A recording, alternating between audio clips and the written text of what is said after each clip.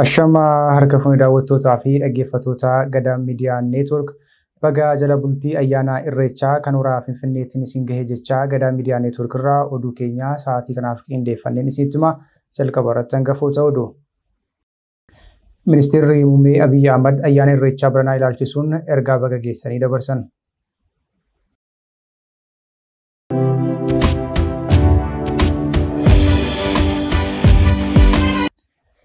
Itoophiyaa fi Belarus dhimma tumsa waraanaa irratti mari'achuun himame.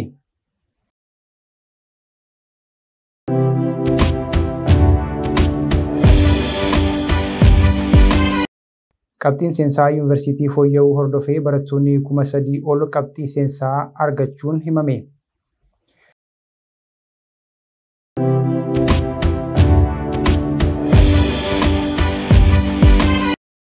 Itoophiyaan fulbaana 22/2018 akka lakkoofsa Itoophiyaatti kaasee konkolaataa guddaa akka biyya hin seensinne ministeerri muummee biyyattii ibsan.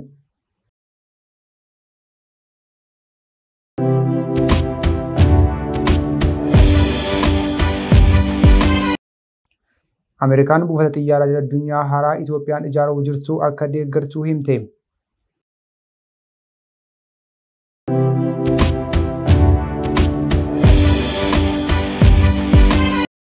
Malkaan dirree tokkummaa fi jaalalaa uummata Oromoo ta'uu qeerroon bilisummaa Oromoo ibse.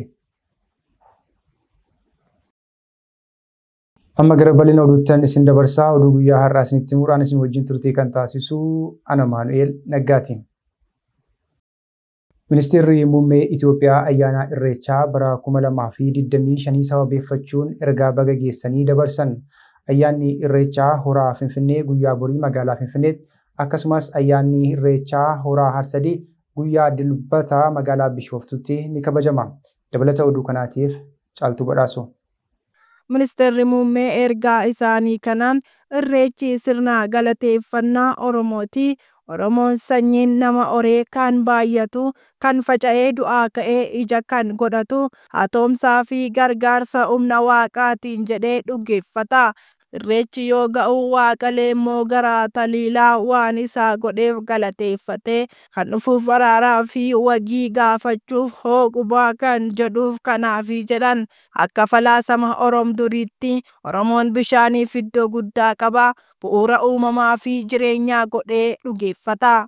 Yoo kadhatus waaqa uumaa, waaqa uumamaa, waaqa burqaa walaabu jedha. Irreechi bara kanaa wayita Itoophiyaan bishaan laga Abbayyaa fedhii annisaa lammiilee ishee guutuuf hidha haaromsaa guddicha Itoophiyaa eebbisiiftetti kabajamuun isaa gammachuu keenya dachaa taasisa. Baga gammaddan baga gammannee jedhan. Sabni malkaa hin qabne, saba mataa hin qabne akkuma Oromoon jedhu biyyi ulaa galaanaa hin qabne, biyya jiruu hin qabne jennee uummata keenyaaf badhaadhina fiduuf ulaa galaanaa karaa seeraa fi nagaa bu'uureeffateen qabachuuf hojjechaa jirra. Tattaaffiin roga kanaan gochaa jirrus addunyaa biratti fudhatama argachaa jiraachuu heeran. Waggoottan darban keessatti ilaalamaa haaraa falaasama hidha'amuutiin masakamne qabeenya muuxannoo fi beekumsa biyyi qabdu uummata keenya waliin hooggansa bilchaataa fi kutannoon guutame kennine waaqnis nu gargaaree rakkoowwan hedduu keessatti jijjiiramoota raajii ta'an galmeessinee jirra.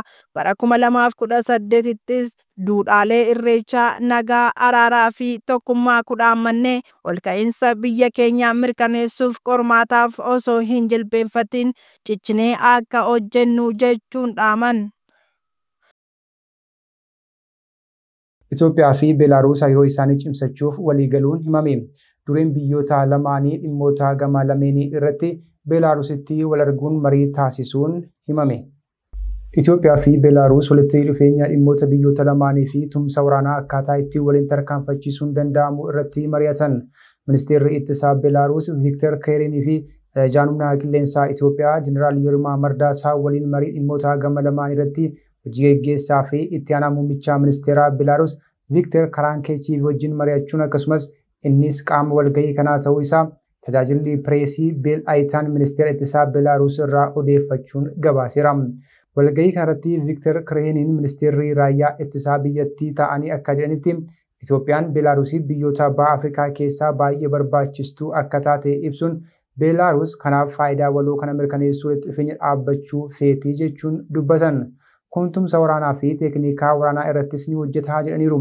Kanaaf nuti bakka bu'oonni humna waraanaa Beelaaruusii fi Itoophiyaa hooggansa biyyoota lamaanii ifatti hordofuu qabna jedhaniiru. Tumsi bu'a qabeessa ta'e gama adda addaatiin taasifamuu fi yeroo baay'ee hirmaannaan karoora waloo milkaa'inaan hojiirra oolchuuf akka nu dandeessisu nan amanaa jedhan ministeerri ittisaa Beelaaruus. Ajajaan humna qilleensaa Itoophiyaa Yilimaa Mardaasaa hariiroon biyyoota lamaanii cimsuu irratti amantaa guddaa qabaachuu ibsaniiru. Paartileen kunneen walitti dhufeenya Beelaaruusii fi Itoophiyaa irratti rakkoolee nageenyaa addunyaa irratti dhiibbaa guddaa qaban madaaluu fi hariiroo biyyoota lamaanii sadarkaa olaanaatti ceesuu akka ta'e ibsuun kunis walitti dhufeenya dabalataa dagaagsuuf haala mijataa kan uumu ta'uu hubachiisaniiru. Kana malees walgahiin kun dhimmoota tumsa waraanaa biyyoota lamaanii faayidaa olaanaa wajjin qaban irraa ka'uun tarkaanfiiwwan qabatamaa adda ta'an irratti xiyyeeffannoonis kennameera jedhan. Ministeerri barnootaa Itoophiyaa tibbanaa fooyya'insaa qabxii seensaa yuunivarsiitii taasisuun ni beekama. Fooyya'insaa qabxii seensaa yuunivarsiitii ministeerri barnootaa taasise kanaan barattoonni 3,000 ol carraa yuunivarsiitii seenuu argachuun himame. Dabalata oduu kanaatiif Caaltuu Badhaasoo.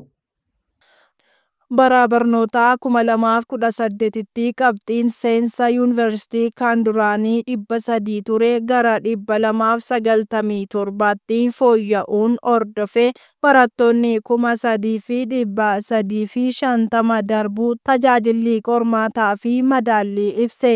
Dhaabbatichi waa'ee qormaata barattootaa kutaa 12ffaa ilaalchisuun ibsa kan kenne yoo ta'u, barattoonni qormaataa qoraman qabxii isaanii lakkifame ilaalchisuun komii qaban yeroo komii kennamee jirutti dhiyeeffachuu ibseera. Qabxii isaanii irratti komiin barattoonni dhiyeeffatan waggaa waggaan irrataa jira kan jedhe dhaabbatichi garuu bara 2017 barattoota karaa intarneetiin qoraman muraasa qabxiin fiiziksii isaanii gara dhibbeentaan ka'amuutti sirnaan ka'amuu fi dhabuu fi dhibbeentaan qabxii jijjiirames lakkoofsaan sirnaan kan hin ida'amneef sirrateeraaf jedhe jira. Kana malees barattoota qabxii 49 fi 50 jiddu galeessaan gara qabxii darbiinsaa 50tti akka guddatuuf waan murtaa'eef sunis raawwiirra ooluu dhaabbatichi ibseera. Sirreeffama kana hordofee barattoonni 3,350 qabxii gadi aanaa seensa yuunivarsiitiif barbaachisu galmeessaniiru jedhe. Bara 2017 barattoota kutaa 12 qormaata biyyaalessaa fudhatan keessaa qabxii darbiinsaa kan galmeessan barattoota 52,272 yoo ta'an dhibbeentaanis barattoota waliigalaan qormaata kana fudhatan 500,000 ol keessaa dhibbeentaan 8.9 darbuu ibseera. Qabxii olaanaa bara kanaas Doodolaarraa barataa Kaalid Bashir 600 keessaa qabxii 592 yoo galmeessu barattuu Ayimaanot Yoonaas 581 galmeessuun saayinsii uumamaa keessaa sadarkaa qabaachuu ibse. Saayinsii hawaasaan ammoo barataa Caalaa Girmaa 563 shamarraniin ammoo barattuu Simboo Darajjee 549 fiduus dabalee ibsa isaan ifoomseera. Itoophiyaan fulbaana 22 bara 2018 akka lakkoofsa Itoophiyaatii kaasee konkolaataa gurguddaa biyya akka hin galchine ministeerri muummee Itoophiyaa Dr. Abiy Ahmad himan. Ministeerri muummee Abiy kana kan dubbatan magaalaa Jijjigaatti wayitaa warshaa gaazii uumamaa qulqulleessuu eebbisiisanittira. Ministeerri muummee Abiy Ahmad konkolaataawwan fe'umsaa yookaan immoo konkolaataawwan gurguddaan akka lakkoofsa Itoophiyaatti fulbaana 22 bara 2018 irraa eegalee akka gara biyyaa hin seenne dhorkamuu ibsaniiru. Ministeerri muummee Abiy naannoo Somaaleetti piroojeektii gaazii uumamaa dhangala'aa Ogaaden marsaa jalqabaa waggaatti liitira miliyoona 111 oomishuu danda'u wayita eebbisan kun waggaatti liitira biliyoona 1.3 oomishuu danda'u ammoo jalqabsiisaniiru. Sirna kanarratti haasaa taasisan keessatti dhorkaan kanaan dura konkolaattota xixiqqoorra kaa'amee ture amma konkolaattota gurguddoo irrattis akka hojjetu ibsan. Konkolaataa gurguddaan yookiin tiraakii gara Itoophiyaa galchaa kan turtan har'arraa eegaluun akkuma konkolaattonni xixiqqoon kan elektiriikiin ala yoo ta'an dhorkamaa turan konkolaataa gurguddaan boba'aa fayyadamu kamuu dhorkameera jedhan. Ministeerri muummee Abiy akka jedhanitti kanneen konkolaattota gaazii fayyadaman galchan mootummaan isaaniirraa birqabaan tumsa amansiisaa ta'e ni argatu. Baranaa konkolaattota Finfinnee fi naannolee biyyattii keessa deeman 2,000 ta'an boba'aa irraa gara gaaziitti ni geeddarraa jedhan. Konkolaattonni 2000 ta'an kunneen gara gaazii jijjiiramnaan waggaa dhufu gatiin geejjibaa biyyattii keessatti 50% akka hir'isuus dubbatan. Itoophiyaan duraan konkolaattota namoonni dhuunfaa fayyadaman kanneen boba'aa fayyadaman gara biyyaa akka hin seenne dhorkitee turte. Ameerikaan buufata xiyyaaraa idil-addunyaa Itoophiyaan Bishooftuutti ijaaruuf jiru akka deeggartuu ibsite. Buufata xiyyaaraa Itoophiyaan Bishooftuutti ijaaruuf jirtu kun buufata xiyyaaraa guddaa akka ta'etu himame. Kana malees ammoo namoota 3,000 ol beenyaa malee buqqiseeraa jedhamuun qeeqni guddaan irratti ka'aa ture. Dabalata oduu kanaatiif Caaltuu Badhaasoo. Ameerikaan piroojeektii ijaarsa buufata xiyyaaraa idil-addunyaa Bishooftuu akka deeggartu kan himame yoo ta'u, kunis kaka'umsa biizinasii guddaa Doonaald Tiraamp yeroo jalqabaaf Itoophiyaaf agarsiise ta'uun himame. Dhimma Afrikaa irratti gorsaan olaanaa Ameerikaa Maasaad Buulos yaa'ii waliigalaa dhaabbata mootummoota gamtoomanii dura daawwannaa Itoophiyaatti taasisaniin Ameerikaan Itoophiyaa deeggaruuf waadaa galuushee beeksisaniiru jedhame. Biizines Insaayider Afrikaa akka gabaasetti dhaabbanni faayinaansii misooma idil-addunyaa Ameerikaa piroojeekticha irratti akka hirmaatuu fi Booyingii waliin ta'uun daandiiwwan qilleensaa fi hojiilee biroo Itoophiyaa fi biyyoota Afrikaa keessa jiran irratti hojjechaa jiraachuu Buulos ibse. Yeroo xumurame buufata xiyyaaraa guddicha Afrikaa ta'aa jedhamee kan eegamu buufata xiyyaaraa idil-addunyaa Bishooftuu ijaaruuf doolaara biliyoona 10 barbaachisu keessaa doolaara biliyoona 8 kennuuf baankiin misooma Afrikaa dhiyeenya kana daandii qilleensa Itoophiyaa waliin waliigaltee mallatteessuunsaa ni yaadatama. Haala waliigaltee mallatteeffame kanaatiin baankichi baasii hojii ijaarsa buufata xiyyaaraa Bishooftuuf harka 80 qaamolee garaagaraa irraa kan dhiyeessuu fi baasii dhibbeentaa 20 hafe daandiin xiyyaara Itoophiyaa akka dhiyeessu waliigalteerra ga'ame ture.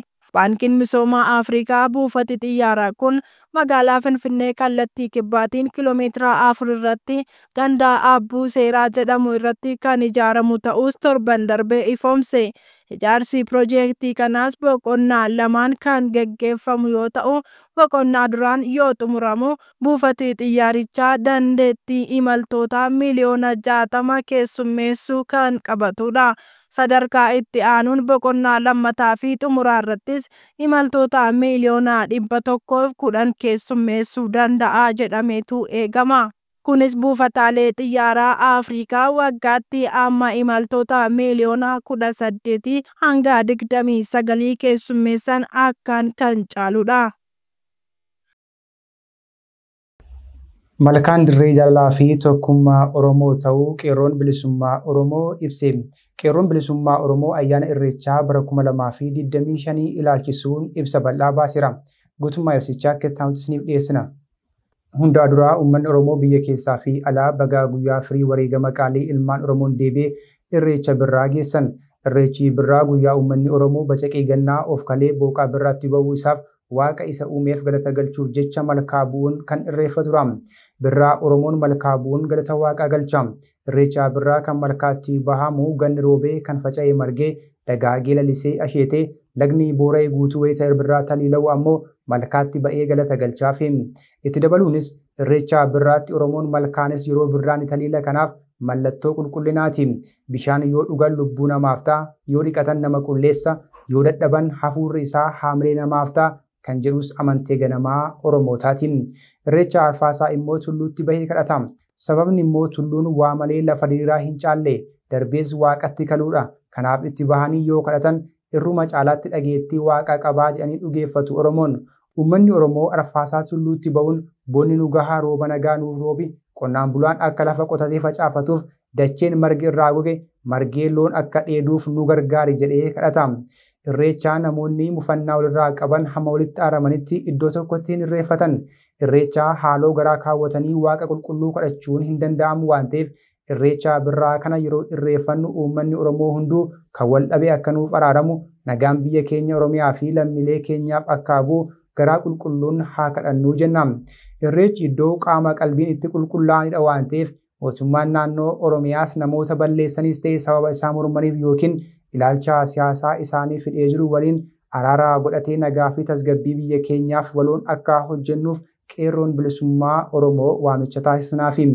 Oromiyaa keessatti nagaan qe'ee Oromootti akka dhugoomuuf yookiin akka jiraatuuf mootummaa fi paartileen mormituu walitti dhufanii garaa qulqulluun karaa shiraa fi dabaa hin qabneen akka mari'atan ajjeechaa fi godaansi Oromoo irraa bara itti dhaabbatu akka ta'uuf irreechaa birraa bara kanaa yeroo irreeffannutti uummata keenyaaf nagaan akka bu'uuf haa kadhannu.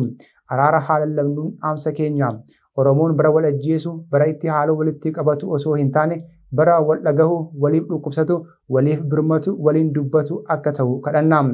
Gama biraatiin yeroo ayyaana irreechaa bara kanaa kabajnutti lammiileen Oromoo hedduun rakkoon nageenya biyyaa mudateen gariin mana hidhaa jiru. Gariin qe'ee fi qabeenya isaan irraa buqqa'uun godaananiiru. Gariin baqattoota ta'aniiru. Maddi rakkoo kanaa furamuu dhabuu rakkoo siyaasaa Itoophiyaa mootummaa Dr. Abiyyiin hoogganamuuti. Kanaaf rakkoon kun akka furamuuf Oromoon akkuma tokkummaan bahee irreeffatu tokkummaan waan Oromoo fi Oromiyaaf hin taane tokkummaan diduudhaan Oromiyaa irratti nagaa fi tasgabbiin akka jiraatuu fi hiree isaa ofiin haga murteeffatutti qabsoo mirga abbaa biyyummaaf taasisu keessatti nuyis jaarmiyaan qeerroo bilisummaa Oromoo waan Oromoon aarsaa kaffalee argate injifannoolee argaman irreecha dabalatee kan biroo tikfachaa kanaafii haga Oromoon mirga abbaa biyyummaa isaa mirkaneeffatutti qabsoo qabsaa'onni eegalanii asiin gahan xurree isaanii irraa imaluu carraa kanaan ibsaa irra deebiin uummata Oromoo guutuu addunyaa irra bakka hundaatti irreeffataa jiru dabalatee uummata keenya Oromiyaa baga ayyaana irreeffannaa bara kanaan isin gahee jenna. Ayyaanni kan jaalalaa kan tokkummaa fi araara isiniif haa ta'u. Qeerroo bilisummaa Oromoo onkoloolessa 3 bara 2025 Finfinnee Oromiyaa. Egaan daawwattootaa fi dhaggeeffattoota Gadaa Miidiyaa Neetwoork fuul Feesbuukii Gadaa Miidiyaa Neetwoork hordoftoota hedduu qabu yeroof nu jalaa ugguramee jira. Isa deebisiisuudhaaf carraaqqiiwwan garaagaraa taasisuu irratti argamna. Agarsiistuu garuu oduu fi odeeffannoo dabalatee qophiilee keenya kanneen biroo karaa toora YouTube chaanaalii Gadaa Miidiyaa Neetwoorkii fi karaa toora Tiwiitarii yookaan X keenya nu hordofuu hin dagatinaa jecha oduun guyyaa har'aatii qabadhee dhiyaadhee kan haga ammaatti hordoftan ture ana wajjin sa'aatii oduu itti walitti deebina. Agarsiistuu qophiilee keenya kanneen biroo wajjin turtii gaarii.